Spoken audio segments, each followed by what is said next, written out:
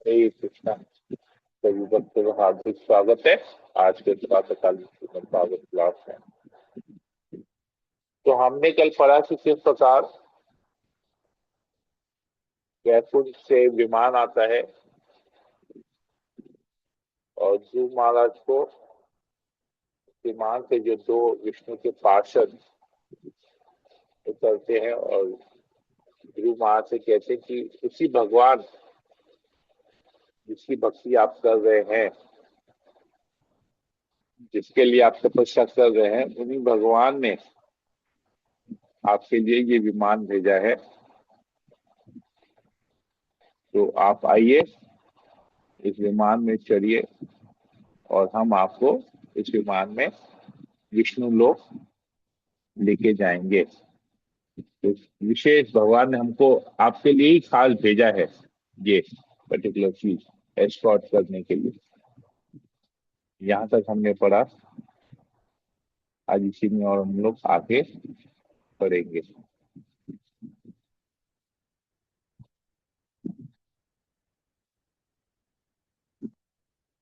ओम ज्ञानतिमिरान्धस्य ज्ञानाञ्जना शलाकया चक्षुर्मिलितं येन तस्मै श्रीगुरवे नमः। नमः ओम विष्णुपादाय कृष्णप्रेष्ठाय भूतले श्रीमते जय पताका स्वामिनिति नामिने। नमो आचार्य पादाय साहिकृता पदाय गौर कथा रामदय भगवान नमो विष्णुपादाय कृष्णप्रेष्ठाय भूतले श्रीमते भक्तिवेदांत स्वामिनिति नामिने। नमस्ते सरस्वती देवी गौरवाणी प्रसारिणी विशेष शून्य प्रदेश हे कृष्ण करुणा सिंधु दीनबंधु जगत्पते गोपेश गोपिका राधा नमस्ते। सप्त कांचन गौरांगी राधे वृंदावनी विश्वानुसुते वांछा कल्पतरुभ्यश्च कृपा सिन्धुभ्यश्च पतितानां पावनेभ्यो वैष्णवेभ्यो नमो नमः। जय श्री कृष्ण चैतन्य प्रभु नित्यानंद श्री अद्वैत गदाधर श्रीवासादि गौर भक्तवृंद। हरे कृष्णा कृष्ण कृष्ण हरे राम शरण जय।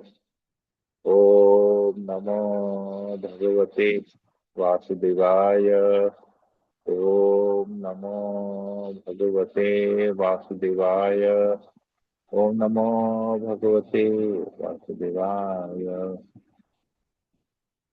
श्रीमद् भागवतम चतुर्थम अध्याय 12 अध्याय का नाम है ध्रुव महाराज का भगवान के पास जाना।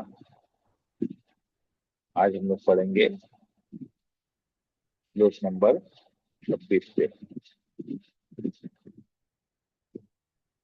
तो विष्णु के पार्षद ध्रुव महाराज से कहते हैं, हे राजा ध्रुव, आज तक न तो आपके पूर्वजों ने न अन्य किसी ने ऐसा दिव्य लोक प्राप्त किया है। यह विष्णु लोक जहाँ विष्णु निवास करते हैं सबों से ऊपर है। यह अन्य सभी इस ब्रह्मांडों के निवासियों द्वारा पूजित है। आप हमारे साथ आए और वहां शाश्वत वास करें।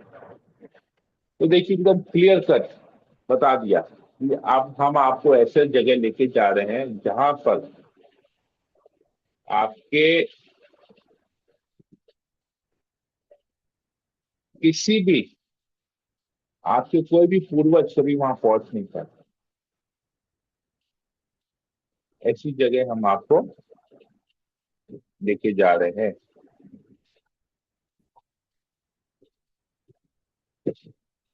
देखिए कितनी बड़ी बात कह दी। अभी प्रभुपाद जी इसको तात्पर्य में समझाते हैं। देखिए कितना सुंदर तरीके से प्रभुपाद जी समझाते हैं।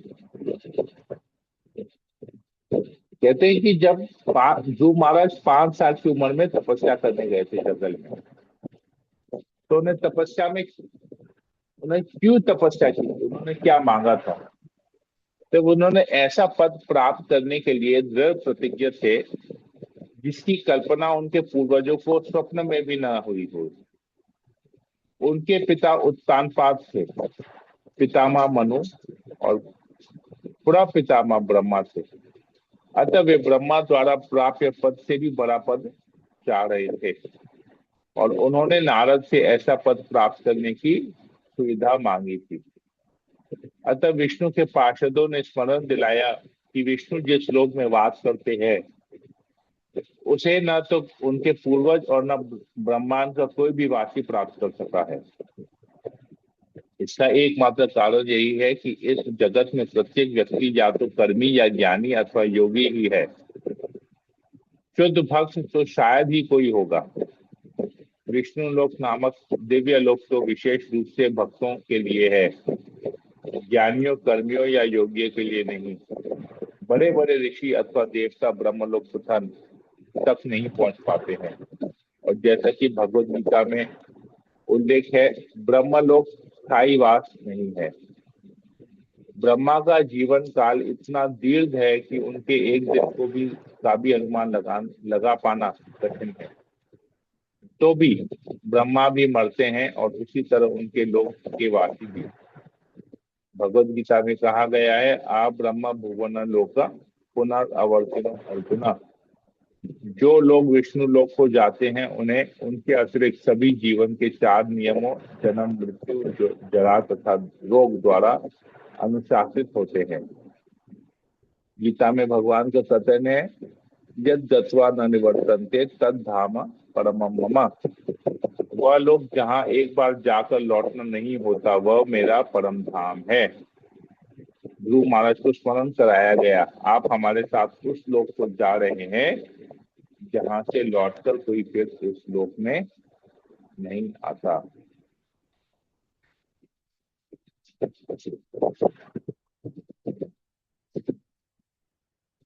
तो भगवान का जो ये लोक है वैकुंठ लोक, ये परम धाम है। परम धाम में जो एक बार प्रवेश कर जाता है वो दोबारा इस जगत से लौटकर नहीं आता। तो ऐसा धाम ध्रुव महाराज को प्राप्त हुआ। ध्रुव महाराज के पिता उत्तानपाद को नहीं, उनके दादाजी उनको भी प्राप्त नहीं हुआ और ब्रह्मा जी को भी प्राप्त नहीं हुआ, क्योंकि ब्रह्मा जी को तो अभी यहाँ रहना है। जब तक ब्रह्मा की आयु खत्म नहीं होती उसमें जा नहीं सकते। और स्वयंभू मनु भी यहीं पर रहेंगे, क्योंकि स्वयंभू मनु के काल में ही ये सब लीलाएं हो रही है। तो सब लोग यहाँ पर हैं। उत्तानपाद का भी जब उन्होंने शरीर छोड़ा तो वो भगवत धाम नहीं गए, परंतु ध्रुव महाराज भगवत धाम जा रहे हैं। यहाँ पर हमको स्पष्ट पता चल रहा है। तो शुद्ध भक्ति करके भगवत धाम मिलना गारंटीड है, ये यहाँ पर हमको पता चल रहा है। अगला श्लोक पढ़ते हैं, 27 नंबर।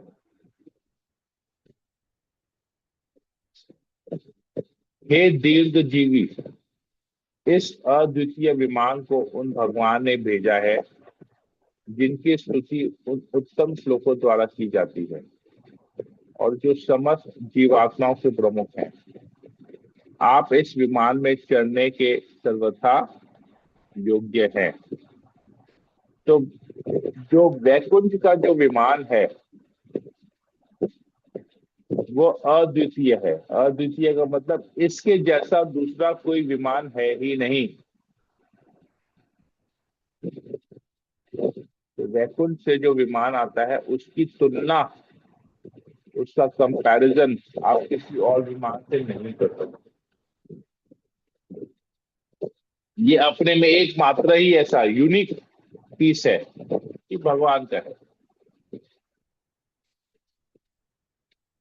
और ध्रुव महाराज इसमें जाने के योग्य है। तो ये विमान यूनिक क्यों है? प्रभुपाद जी इसमें तात्पर्य में लिखते हैं, सेकंड पैराग्राफ हम पढ़ेंगे इसका। तो कहते हैं वैकुंठ का यह विमान यंत्रों से नहीं चलता। अंतरिक्ष में यात्रा करने की 3 विधियां हैं। इनमें से एक का पता आधुनिक विज्ञानियों को है। यह कपोत वायु कहलाती है। क का अर्थ है अंतरिक्ष और कपोत का अर्थ है यान। दूसरी विधि भी कपोत वायु है, जिसमें कपोत कबूतर का सूचक है। मनुष्य कबूतरों के प्रशिक्षित करके अंतरिक्ष में जा सकता है, किंतु तीसरी विधि अत्यंत सूक्ष्म है। यह आकाश पतन कहलाती है। यह विधि भौतिक भी है। जिस प्रकार मन बिना किसी यांत्रिक व्यवस्था के जहां चाहे वह घूम सकता है, उसी प्रकार आकाश पतन विमान भी मन के वेग से उड़ सकता है। इस आकाश पतन प्रणाली पर के पैर वैकुंठ के परे वैकुंठ सिद्धि है, जो नितांत आध्यात्मिक है। विष्णु ने ध्रुव महाराज को शिशुमार लाने के लिए जो विमान भेजा था, वह पूर्ण रूप से आध्यात्मिक दिव्य विमान था। भौतिक विज्ञानी न तो ऐसे यान को देख सकते हैं और न कल्पना कर सकते हैं कि वह वायु में कैसे उड़ता है। यद्यपि भगवद गीता में इसका उल्लेख है, किंतु भौतिक विज्ञानी को वैकुंठ का कोई ज्ञान नहीं। तो ये वैकुंठ का जो विमान है, ये इसमें कोई इंजन या मशीनरी नहीं डली हुई है। जैसे हम जिस भी एरोप्लेन में चढ़ते हैं, चाहे वो एरोप्लेन हो, चाहे हेलीकॉप्टर हो, चाहे अभी वर्तमान में हम देखते हैं ड्रोन्स, बहुत सारे ड्रोन्स उड़ते हैं, तो सब इंजन से चलते हैं और इंजन के साथ उसमें फ्यूल डलता है। फ्यूल खत्म हो गया तो इंजन बंद हो जाएगा, विमान नीचे गिर जाएगा। परंतु भगवान का जो ये वैकुंठ वाला जो विमान है, इसमें कोई इंजन नहीं है और इसकी कोई, क्योंकि इंजन नहीं है तो ये हमेशा उड़ सकता है, सदैव।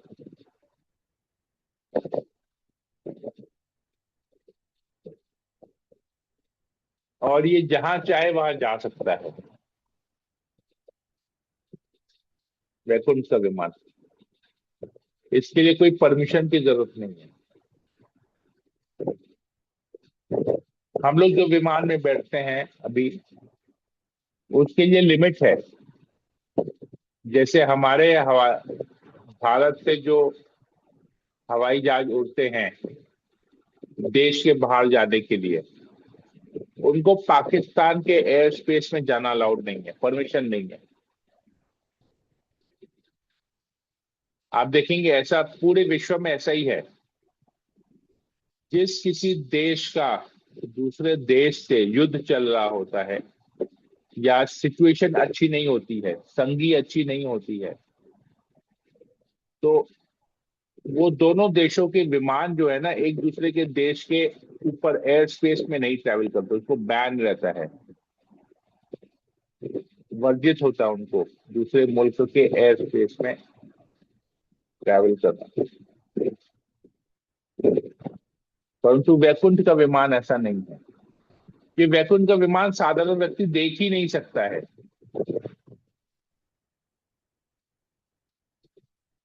तो ये यहाँ पर बताया जाए किस प्रकार ये विमान अलग है।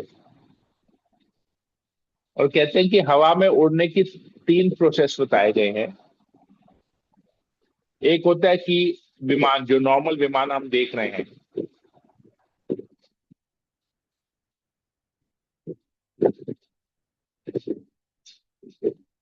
एक होता है कबूतर द्वारा।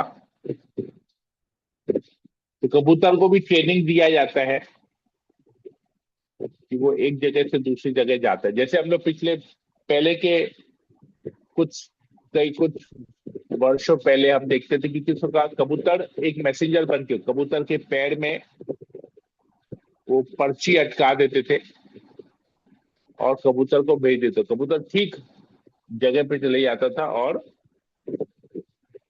उस संदेश को दे देता था, पर्ची को। तो ऐसा हमने कुछ साल पहले, मैं जब छोटा था,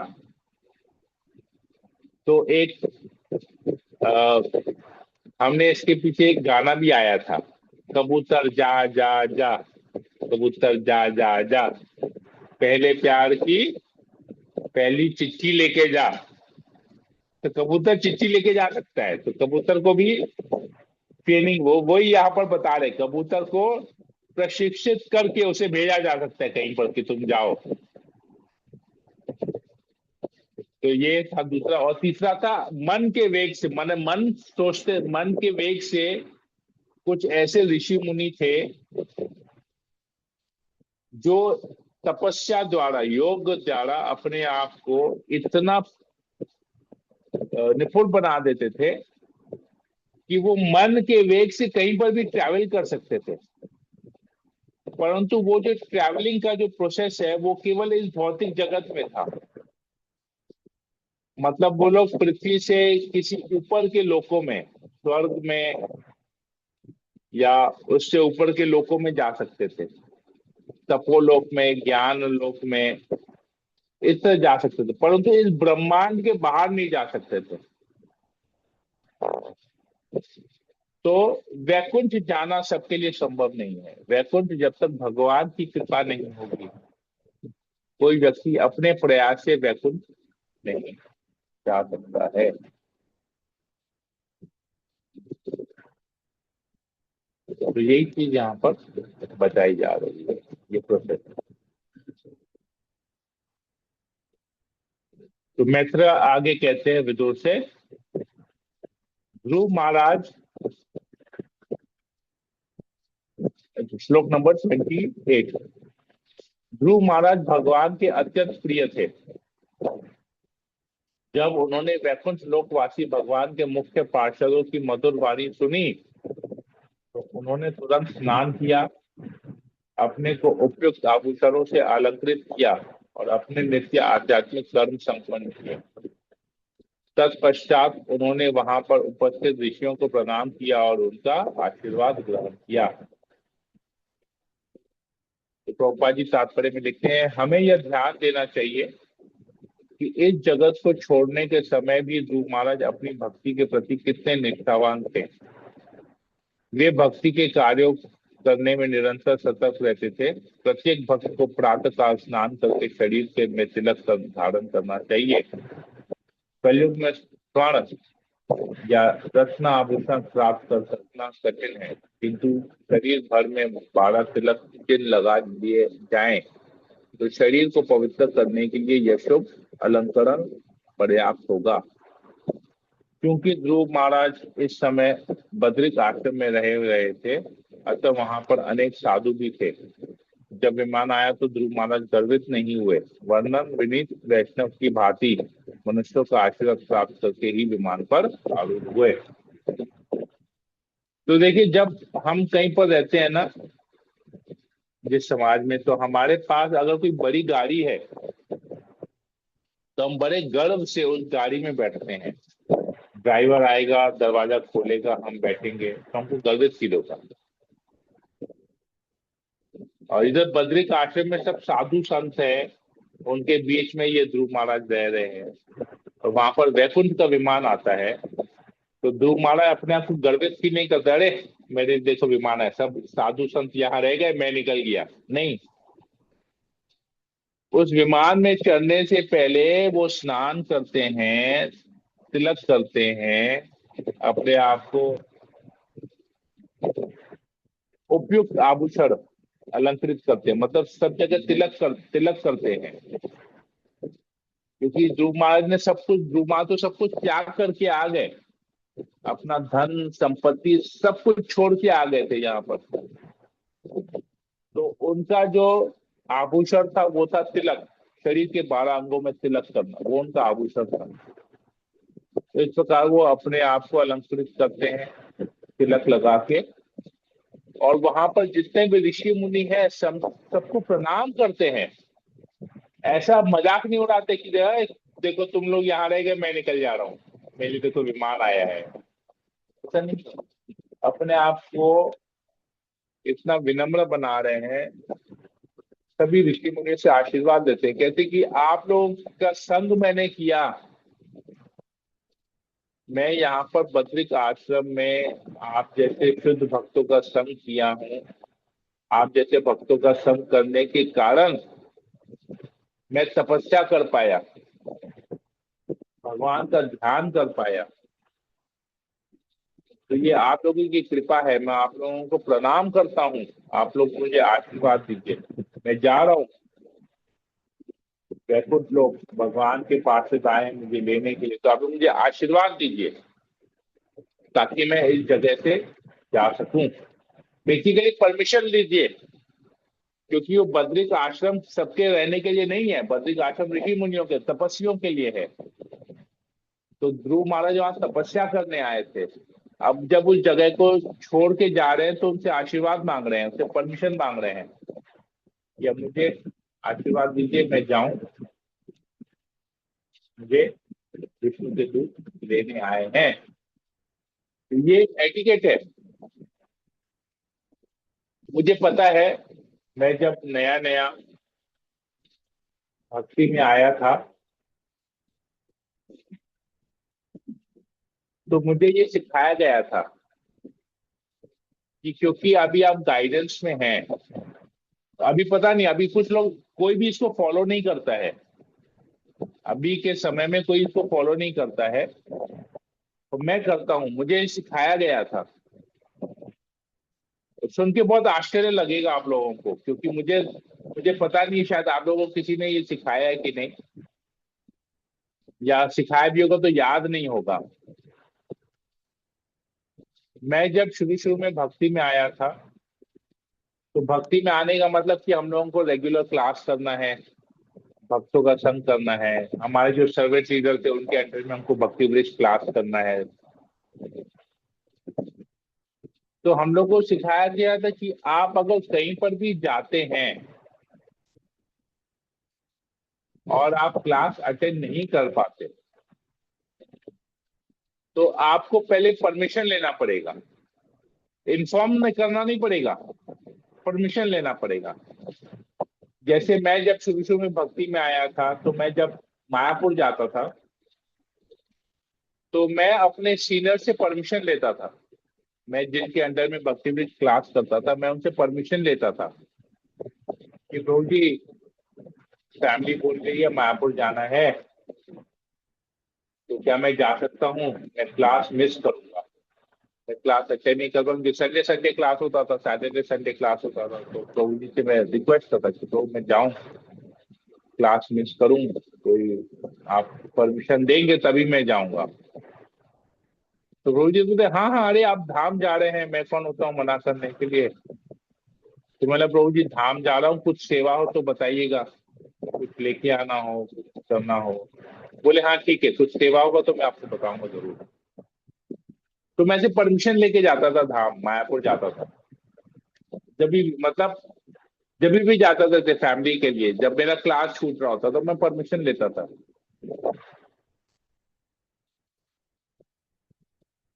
मतलब मैं शुरू से ही इसको फॉलो किया हूँ। जब भी मायापुर जाना होता है, कुछ मेरा भक्तों का संग मिस हो रहा होता है, तो मैं सीनियर वैष्णव से परमिशन लेके जाता हूँ। फिर कुछ साल बाद मैं, हमारे ग्रुप के लोग जाने लगे मायापुर धाम। तो कितने लोग ना वहां पहुंच के फोन करते थे, प्रभु जी अरे हम लोग मायापुर आए हैं। ना पहले तो ये था कि प्रभु हम लोग मायापुर जा रहे हैं, मतलब इन्फॉर्म करते थे, प्रभु हम लोग मायापुर जा रहे हैं, आपको कुछ काम हो तो हमको बताइएगा। मतलब ठीक है, आप चाहिए, कुछ सेवा होगा तो मैं बताऊंगा। फिर वो बंद हो गया। फिर कुछ साल बाद हम सुनने लगे, प्रभु जी हम लोग मायापुर में हैं, आपको कुछ चाहिए यहाँ पर? मैं बोला नहीं नहीं नहीं, कुछ नहीं चाहिए, ठीक है। या कुछ चाहिए होता तो बोल देता था। फिर कुछ समय बाद मुझे मायापुर के लोगों से फोन आता, अरे प्रभु जी आपके कलकत्ता से ये आए हुए हैं, मैं कुछ भेजूं इनके हाथ से? मैं बोला हाँ भले, भेजिए। फिर कुछ समय बाद ऐसा आया कि लोग मायापुर से घूम के आ गए और मेरे को फोन करते, प्रभु जी मैं तो मायापुर गया था, ये ऐसा ऐसा है। और अभी तो पता ही नहीं चलता लोग कब मायापुर गए कब वापस आ गए। लेकिन आज भी मैं जब भी मायापुर जाता हूँ, मैं अपने लीडर से पूछ के जाता हूँ और जो अपने जैसे कुछ भक्त हैं उनको इन्फॉर्म कर लेता हूँ कि प्रभु जी मैं मायापुर जा रहा हूँ, अगर आप लोगों को कुछ सेवा हो तो मुझे बताइएगा। आज भी डेट टिल डेट। और मायापुर में भी मैं जब जाने वाला होता तो मैं मायापुर में भी धाम वासियों को फोन करता हूँ कि प्रभु जी मैं फलाने दिन मायापुर आ रहा हूँ, कुछ सेवा हो, कलकत्ते से कुछ लाना हो तो आप मुझे बताइए, मैं लेके आऊंगा। क्योंकि हम लोग भूल जाते हैं कि मायापुर एक धाम है, मायापुर के वासी धाम वासी हैं। सभी धाम वासी सभी चतुर्भुज रूप के होते हैं, पर क्योंकि हमारी भौतिक आंखें, इसलिए हम उनको वैसा रूप में देख नहीं पाते।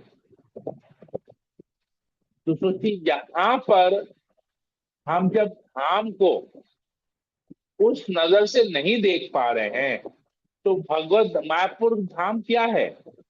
वो आध्यात्मिक आकाश में जो धाम है उसका प्रतिनिधित्व कर रहे हैं यहाँ पर, उसी का ही अंश है यहाँ पर इस भौतिक जगत में। उस आध्यात्मिक जगत का जो धाम है, चिन्मय जगत का जो धाम है, उसी का ही प्रतिनिधित्व ये इस भौतिक जगत में मायापुर है।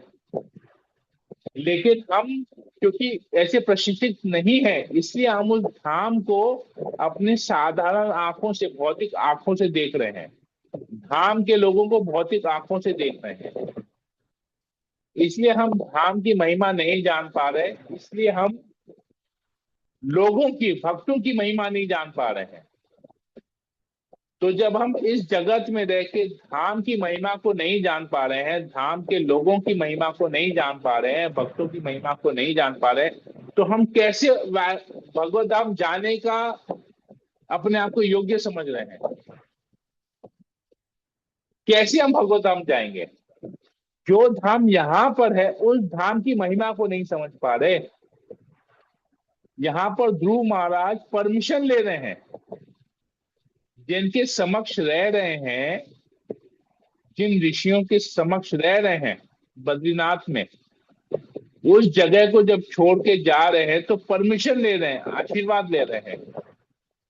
हम में से कितने लोग परमिशन लेते हैं अपने लीडर से? सीधा बोल देते हैं, अरे प्रभु जी अभी ना हम 2-3 हफ्ता क्लास नहीं करेंगे, हम यहाँ जा रहे हैं।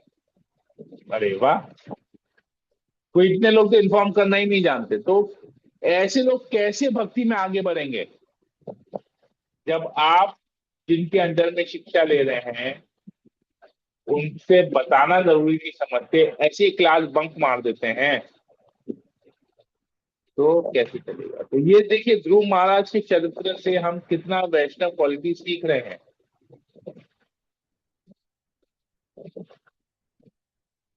तो ये है, तो मतलब हम अगर ऐसा नहीं करते, हम सीनियर्स को रिस्पेक्ट नहीं दे रहे हैं, अपने सीनियर्स को, अपने शिक्षा गुरु को रिस्पेक्ट नहीं दे रहे हैं। तो फिर उनसे गाइडेंस लेके क्या की जब उनको रिस्पेक्ट ही नहीं दे रहे हैं? जैसे एक व्यक्ति ना, हमारे ग्रुप में एक भक्त है, वो ना हमेशा बोलता है कि अरे प्रभु जी का लेक्चर इतना अच्छा है, मैं ना उनका बहुत रिस्पेक्ट करता हूँ, माता जी बहुत अच्छा लेक्चर देती है, मैं माता जी का ना बहुत रिस्पेक्ट करता हूँ। तो मेरे मेरे साथ उन्होंने बोला, बोला मैं उनका बहुत रिस्पेक्ट करता हूँ, मैं उनको बहुत ऊंचे स्तर पे देखता हूँ। मैं बोला आप उनका रिस्पेक्ट करते तो आप उनका बात मानते हैं क्या? बोले हाँ मैं बात मानता हूँ। मैं बोला माता जी तो आपको बोलती है 16 माला जप करने के लिए, आप तो 16 माला जप नहीं कर रहे। तो आप जब किसी के दिए गए वाणी को पालन नहीं कर रहे हैं अपने जीवन में, तो आप उसका रिस्पेक्ट कैसे किए? अभी मैं अगर बोलूंगा कि मैं ना अपने माँ बाप से ना बहुत प्यार करता हूँ, मैं अपने माँ बाप को बहुत रिस्पेक्ट करता हूँ, लेकिन मैं ना अपने माँ बाप की बात नहीं मानता,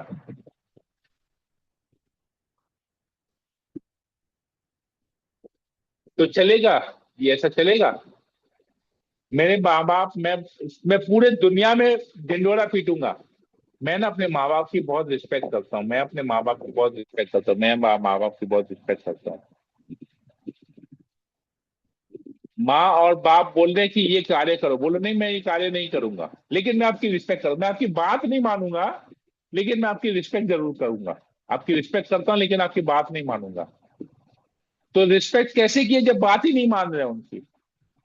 तो मैंने उसको बोला, मैं बोला आप माता जी आपको बोलते हैं 16 माला जप करो, आप एक माला करके छोड़ दे रहे हैं, या कभी एक माला भी जप नहीं करते, फिर आप बोलते हैं मैं माता जी की रिस्पेक्ट करता हूँ, मैं प्रभु जी की रिस्पेक्ट करता हूँ। कैसा रिस्पेक्ट है जब आप उनकी बात नहीं मान रहे हैं। तो ये सब वैष्णव एटिकेट हमको सीखना पड़ेगा कि हमको कैसे विनीत वैष्णव बनना।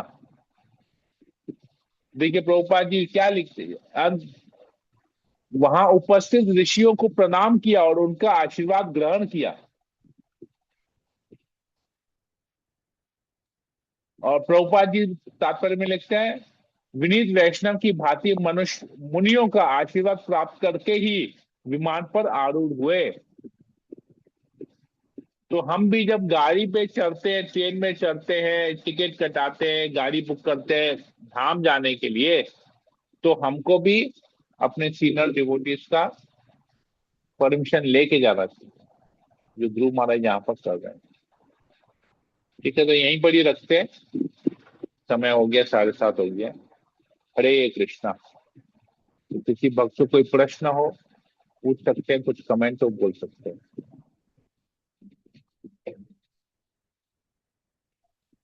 हरे कृष्ण प्रभु, सादर प्रणाम। हरे कृष्णा। माता जी बोलिए।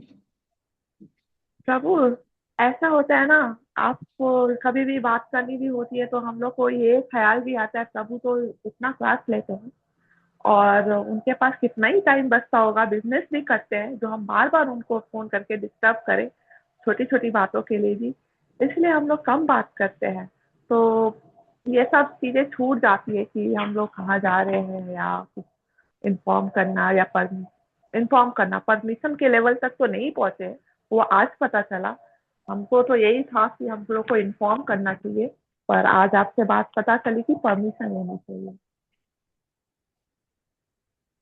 मैं आज तक परमिशन लेता हूँ।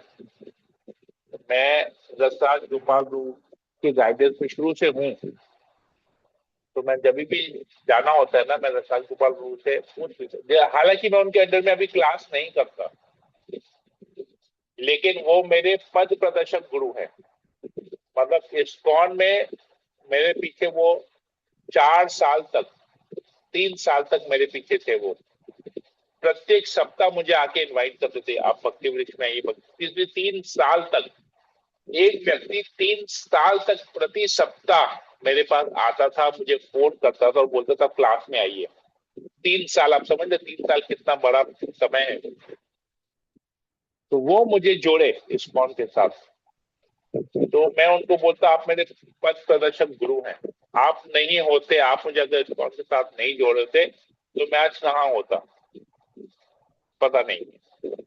तो मैं आज भी उनसे परमिशन लेता हूँ कि प्रभु मैं, मुझे जाना है, मुझे ये काम है, तो मैं जाऊं। तो उन्होंने ही सामने फिर मुझे बोल दिया, कुछ समय पहले उन्होंने मुझे बोला, प्रभु आपको परमिशन लेने की जरूरत नहीं है, अभी आप सीनियर डिवोटी हैं, तो आप परमिशन लेने की जरूरत नहीं है। हाँ, आप जब कभी भी जाते हो मुझे एक बार फोन कर दिया कीजिए कि मुझे कुछ ना कुछ सेवा होती है मायापुर में, तो अगर ऐसा कुछ होगा तो मैं आपको बता दूंगा।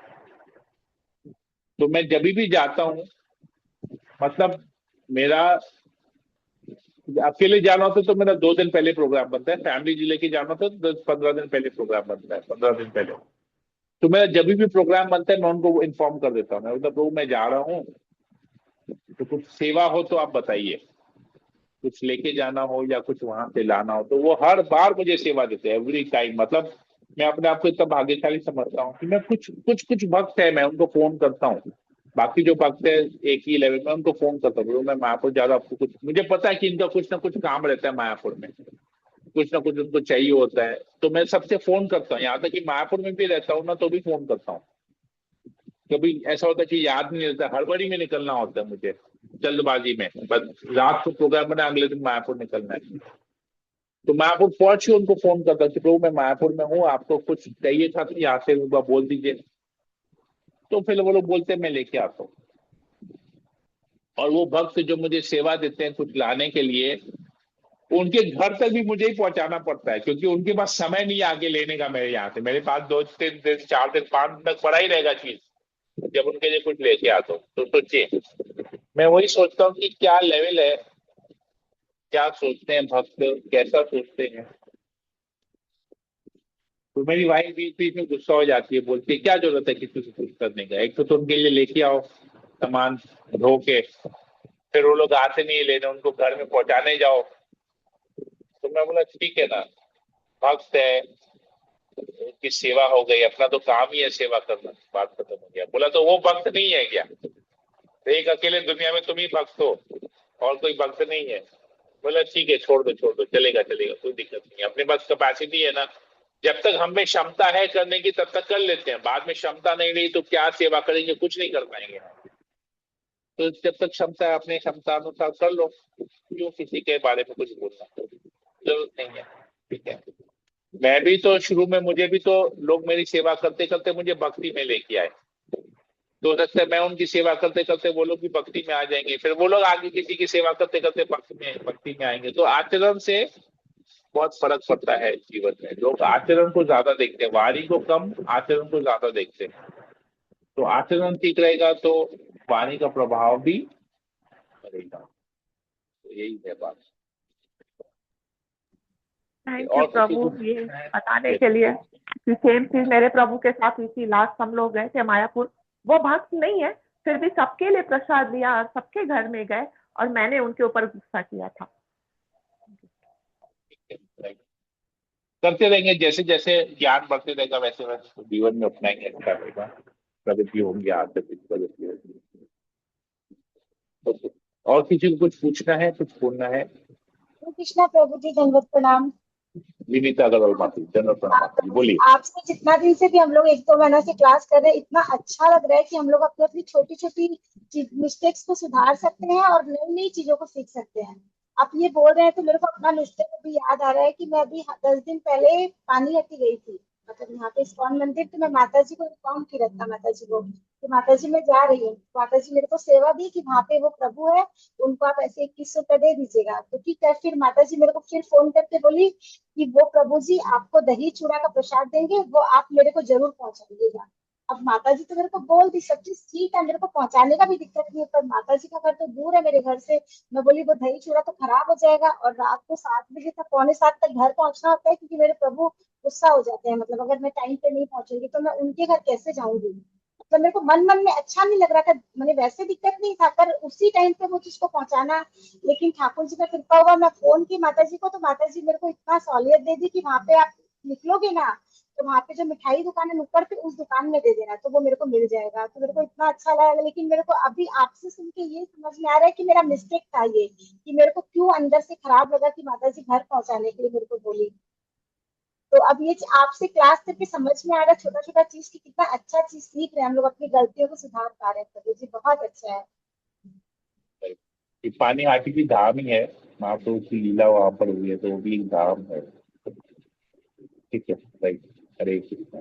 ओके। प्रभु और प्रणाम। यस माता जी, बोलिए। हाँ प्रभु, आप आपके द्वारा बहुत कुछ सीखने मिल रहा है। ठीक है, हम लोग बहुत कुछ सीख रहे हैं, बहुत गलतियां हम लोग की सुधर रही है। और प्रभु एक बात हमको ये भी बोलना है, जैसे मन के द्वारा जो मैसेंजर पहुंचा जाता है, वो तो अभी भी हो रहा है प्रभु, अभी भी होती है बहुत लेकिन जगह। शरीर नहीं जा रहा है ना, शरीर नहीं जा रहा है। आप कभी मन नहीं के जाए। द्वारा तो न्यूयॉर्क पहुंच सकते हैं, लेकिन शरीर नहीं जा रहा है। इधर जो बताया गया था, वो तपस्वी लोग शरीर को लेके जाते थे, क्योंकि मन के वेग से, मन जिस स्पीड में ट्रेवल करता है उस स्पीड में वो लोग शरीर को लेके जाते थे, वो यहाँ पर बताया जा रहा है। ठीक है, जैसे नारद मुनि है, नारद मुनि झट से कहीं पर भी पहुंच सकते हैं, उनका मन का वेग, वो मन के वेग के स्पीड से ट्रेवल करते हैं। जैसे ये फॉर्मूला भी है, जैसे कि हम लोग बहने लोग बात करते हैं तो कभी फोन में बात है, like, अभी मैं भी तुमको अभी याद कर रही थी, तो ऐसे मेरे मेरे मन में भी ऐसा आता है कि हाँ बात करना है, हाँ, बात लेकिन करना है। याद करते तो फोन आता है ना, वो पर्सनली वक्त की तो नहीं आ जाता है। तो वही। मन के वेग से तो ट्रैवल होके नहीं आया, और तो टेलीफोन के माध्यम से ट्रैवल करके आया, और उसकी वाणी खाली आई। यहाँ पर आ रहा है कि वो व्यक्ति ट्रैवल करता है। हाँ, हरे हरे तो कृष्ण प्रभु, बचपन में हम लोग मूवी देखते थे कि वो प्रकट हो गए, जैसे नारद जी के लिए हाँ ज्यादा हाँ देखते थे, तो वही है क्या, हाँ मन के वेग से वो प्रकट हो जाते हाँ, ये थे ना। मन के व्यक्ति, ये प्रैक्टिकल है, लेकिन सबके लिए संभव नहीं है, इसीलिए दिखा रहे हैं। ठीक है, क्योंकि हम जो भी चीज देखेंगे ना यहाँ पर, भले वो मूवी में क्यों ना, वो एक्चुअली में कहीं ना कहीं ये संभव है होना, तभी मूवी में भी हम उसको देख पा रहे हैं। ठीक है, ये मतलब कोई काल्पनिक नहीं है, ये हो पॉसिबल है। हमारे यहाँ पर संभव नहीं है, लेकिन कहीं ना कहीं पॉसिबल है, किसी न किसी जगह पे ये पॉसिबल है, कोई ना कोई योग्य व्यक्ति है जिसके लिए पॉसिबल है। और कुछ? हरे कृष्णा प्रभु, नेटवर्क पे था। प्रभु इस यश मामले में तो माता मैं जी, एकदम, साथ में मत बोलिए। मैं इस मामले में तो पूरा जीरो, मैं तो कभी किसी को बता के भी नहीं जाती हूँ कहीं जाती हूँ। नहीं, आप सीनियर है, आपको बताने की जरूरत भी नहीं है। ये तो एक्चुअली हम लोग तो मायापुर में किसी को इतना जानते भी नहीं कि बोले कि हम लोग आ रहे हैं, तो किसी से ज्यादा कांटेक्ट नहीं है हम लोग का वहाँ पे। क्या लेके आना है, कुछ तो भक्ति कुटीर में है तो उन लोग से थोड़ा बहुत पूछ लेते हैं विष्णु प्रभु से। वेल, मैं तो किसी से भी ऐसे। नहीं, इसमें एक ऑल्टरनेट भी है कि आप अगर हाँ कभी मायापुर जाते हैं ना, ज्यादा हाँ कांटेक्ट नहीं है, तो आप भगवान के लिए कुछ लेके जा सकते हैं, या वहां पर गुरु महाराज के लिए कुछ लेके जा सकते हैं। तो ये एक सेवा रहती, मतलब धाम जाने का एक जो मकसद होता है वो पूरा हो जाता है। मतलब भले आपका वहाँ भक्तों के साथ ज्यादा कुछ संपर्क नहीं हो, वैसा रिलेशन नहीं हो, परमिशन लेना या इन्फॉर्म करने वाला वो नहीं है, तो एटलीस्ट आप गुरु गुरु वर्ग के लिए कुछ ना कुछ लेके जा सकते हैं वहां पर, उनको कुछ दान दे सकते हैं, तो उससे भी हो जाता है। मतलब हम जाने का जो पर्पस है वो आपका हो जाएगा फुलफिल। अगर हम धाम में जाके दान भी देते हैं तो भी आपका वो पर्पस फुलफिल हो जाएगा। तो उसके लिए ज्यादा सोचना नहीं है। मैं अपने जीवन के बारे में बताया, क्योंकि मैं तो मतलब जीरो से आया था, जीरो से, और मैं शुरू से ही गाइडेंस में था, तो वैसे ही है। मैं अपने बारे में इसलिए बताता हूँ, सबका सबका भक्ति में अलग अलग तरीके से वो लोग जुड़े हैं, बताने और अभी तो अलग सब अलग स्तर पे है, नहीं, तो बताने सबका से पोजीशन अलग तो हो पर सकता है। थोड़ा सा लगता है कि हम लोग भी सुधारे अपना लाइफ को, और कोशिश करेंगे सुधारने का। हाँ, आएंगे ना इसलिए एक मैं कल, बोला, कल प्रभु थोड़ी मतलब देर मैं बाद। जो बोला वो सबके केस में हो सकता है एप्लीकेबल हो, सब किसी के केस में एप्लीकेबल नहीं भी हो। मतलब मैंने हाँ एक बता दी, क्योंकि ये ध्रुव महाराज का ये आया बोल के मुझे वो बात याद आ गई। नहीं तो मुझे भी वैसा, मैंने कभी ऐसा चर्चा नहीं किया इस बात को कभी भी। ये अब सामने पड़े हैं तब पता चल गया कि मुझे वैसा गाइडेंस मिला है, तो मुझे वैसा गाइडेंस मिला है बोल के मैं कर पाया, क्योंकि जिन्होंने मुझे गाइडेंस दिया वो भागवतम पढ़ चुके हैं, तो उन्होंने भागवतम के अनुसार मुझे गाइडेंस दिया। तो एक्चुअली ये गाइडेंस पहले आशा गौरव प्रभु से आया। आशा गौरव प्रभु ने रसाल गोपाल प्रभु को दिया था वो गाइडेंस, रसाल गोपाल प्रभु ने मुझे वो गाइडेंस दिया, तो मुझे मुझे भी ये गाइडेंस परंपरा से मिला है। तो वैसा कुछ नहीं है। तो रसाल गोपाल प्रभु जब महापुर जाते थे तो आशा गौरव प्रभु से परमिशन लेके जाते थे, तो फिर मैंने भी वही सीखा कि मुझे फिर अपने सीनियर से परमिशन लेके जाना है। तो वही चीज है, तो जैसा शिक्षा मिला है उसी शिक्षा को हम सामने दे रहे हैं। प्रभु हरे कृष्ण प्रभु, कल आइएगा ना एकादशी प्रोग्राम में। कल का एकादशी प्रोग्राम का थोड़ा सा डिफिकल्ट है मेरे लिए, मैं देखता हूँ, थोड़ी देर के लिए आ सकता हूँ, वही तो बोले मैं थोड़ी देख लेता सी हूँ। कल सुबह क्लास तो नहीं करेंगे, क्योंकि कल एकादशी का प्रोग्राम है राधा माता जी के यहाँ पर सुबह 8 बजे से लेके, तो कल क्लास नहीं होगा। कल सारा दिन जब करेंगे, तो मैं भी देखता हूँ किस समय मैं आ सकता हूँ, मैं समय हाँ निकाल के आ जाऊंगा वहां पर। 2-3 घंटे 4 घंटे के लिए तो आऊंगा ही आऊंगा, मैं देखता हूँ कैसे मेरा समय निकलता है। आप बोल दीजिए। और सबको ही आइएगा प्रभु, सबको बोल दीजिए, सब भक्त लोगों के आ जाएंगे। हाँ, मैं बोल देता हूँ सबको, तो ग्रुप में मैं डाल देता हूँ मैसेज दोबारा से कि कल माता जी के यहाँ पर प्रोग्राम है सुबह 8 बजे से लेकर रात को 8 बजे तक। मैं पूरा डिटेल्स, प्रोग्राम का डिटेल मैं ग्रुप में डाल दे रहा हूँ, आप लोग सब लोग आ जाएंगे वहां पर। ठीक है, सारा दिन जप होगा, कीर्तन होगा, कथा होगा, निर्जल एकादशी है। भक्तों के संग में रहेंगे तो निर्जल पालन हो जाएगा, और अगर निर्जल पालन नहीं हो सकता तो वहां पर फ्रूट्स का अरेंजमेंट और नींबू पानी वगैरह इत्यादि का अरेंजमेंट रहेगा, जो निर्जल नहीं कर सकता है। तो दिक्कत है, माता जी बहुत ख्याल रखती है सबका, माता जी खिलाने पिलाने में और एक्सपर्ट है, तो उसके लिए आप लोगों को टेंशन करना नहीं है, सबके लिए जो भी है। ठीक है। जी आज भी बोल रहे हैं एकादशी है, सब कोई तो निर्जला एकादशी आज भी किए हैं। नहीं, आज एकादशी जो वेस्टर्न इंडिया है, वेस्टर्न इंडिया आज एकादशी पालन कर रहा है, ईस्टर्न इंडिया कल करेगा पालन। हम लोगों के लिए, हम लोग मायापुर कैलेंडर फॉलो करते हैं, तो मायापुर में निर्जल एकादशी कल है, तो इसलिए हम लोग कल कर रहे हैं। आज महाराष्ट्र, गुजरात, राजस्थान उस साइड में सब लोग आज कर रहे हैं, यूपी में, मध्य प्रदेश में आज कर रहे हैं। हमारा जो ईस्टर्न साइड है, बंगाल, उड़ीसा, जो इस्कॉन के साथ जुड़े हुए हैं वो कल करेंगे एकादशी निर्जल। ठीक है। हरे कृष्णा प्रभु जी। प्रभु जी बेंगलोर में तो आज ही हो रहे हैं। हाँ बेंगलोर में तो आज ही है सब इस्कॉन हाँ, टेम्पल। साउथ इंडिया में भी आज है ना, मैंने तो बोला ना, पूरा उस साइड में आज है। ईस्टर्न इंडिया मतलब खाली हमारे यहाँ पर, मतलब बंगाल हुआ, उड़ीसा हुआ और आसाम हुआ, इस साइड में कल है, बाकी सब आज है, सब लोग आज कर रहे हैं। हाँ ठीक है। आप जिस शहर में रहेंगे आपको वहां का पालन करना पड़ेगा। हाँ हाँ। मान लीजिए आज आप बैंगलोर में हैं, तो आप बैंगलोर में आज निर्जल एकादशी पालन करेंगे, और कल सुबह फ्लाइट पकड़ के कलकत्ता आ गए, या आज रात को आप कलकत्ता आ गए, तो आपको कल भी फिर पालन करना पड़ेगा। मतलब आज अगर आप बैंगलोर में हैं और रात का फ्लाइट पकड़ के कलकत्ता आ रहे हैं, तो आपको 2 दिन निर्जल एकादशी पालन करना पड़ेगा फिर। हाँ ऐसा होता है, प्रभु मैं जिस सैटरडे शहर में को रहते हैं वहां की तिथि को हमको फॉलो करना है। करना है।